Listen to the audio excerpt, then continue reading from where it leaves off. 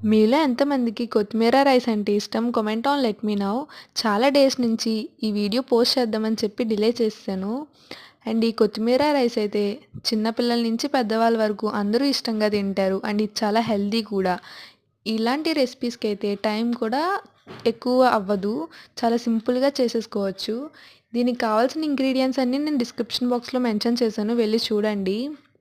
ఈ రెసిపీ లంచ్‌లోకే కాకుండా బ్రేక్‌ఫాస్ట్‌లా కానీ, ఈవినింగ్ టైంలో కానీ, లేకపోతే డిన్నర్‌లో కానీ, ఇలా ఏ టైంలో చేసుకున్నా సరే తినాలనిపించేలా అనిపిస్తుంది. ఎందుకంటే ఇది అస్సల బోర్ కొట్టని రెసిపీ.